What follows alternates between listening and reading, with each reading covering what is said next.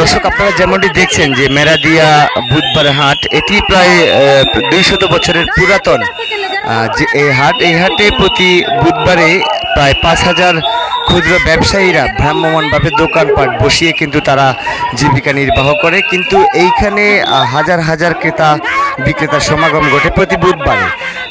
বাড়ির নিচ এবং আশপাশের যে সড়কগুলো আছে এইগুলো জুড়েই কিন্তু এখানে বড় ধরনের একটি হাট বসে। সেই হাট ক্ষমতার পালা বদলের পরপর, অর্থাৎ শেখ হাসিনার দেশ ত্যাগের পর কিন্তু এখানে এই হাটটিকে বসতে দিচ্ছে না কিছু অসাধু ব্যবসায়ী, দুঃখিত অসাধু বাড়িওয়ালা। তারা যেটি বলছেন যে আগে যে দোকানদারি হতো সেখানে কিন্তু এই দোকানদারদের কাছ থেকে চাঁদা নেওয়া হতো অসাধু কিছু বাড়িওয়ালা।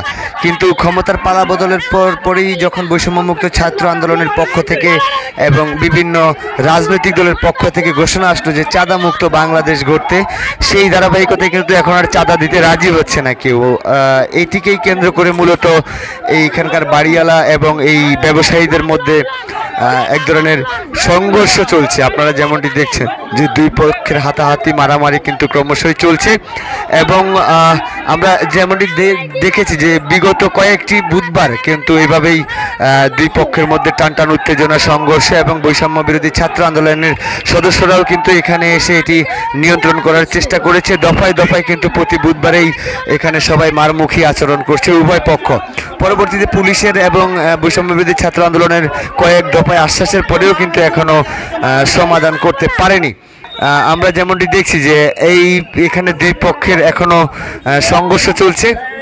দর্শক যে যেখান থেকে গণমাধ্যম 24 ফেসবুক পেজ থেকে দেখছেন এবং ইউটিউব চ্যানেল থেকে দেখছেন, অবশ্যই পেজটি ফলো করে এবং চ্যানেলটি সাবস্ক্রাইব করে আমাদের সঙ্গে যুক্ত থাকবেন। দর্শক দেখতে থাকুন, এখন চলছে মেরাদিয়া হাটে ব্যবসায়ী এবং বাড়িওয়ালাদের মধ্যে সংঘর্ষ।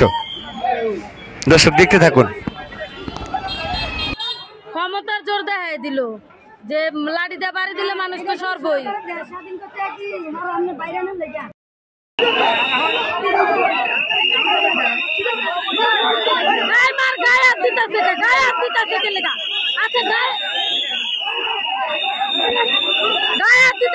এরকম করে গায়ে দিতেছে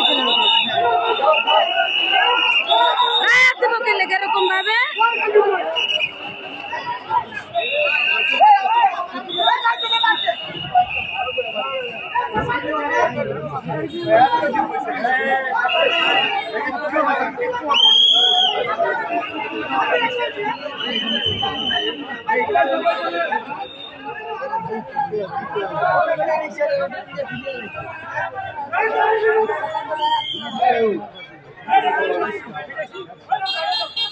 ক্ষমতার জোর দেখাই দিল যে লাঠি দিয়ে বাড়ি দিলে মানুষ তো সর্বই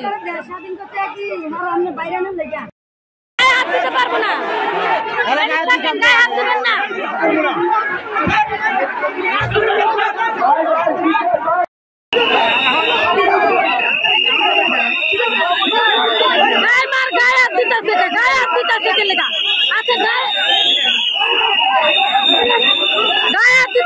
এরকম করে গায়ে দিতেছে গায়ে দিব কেলে এরকম ভাবে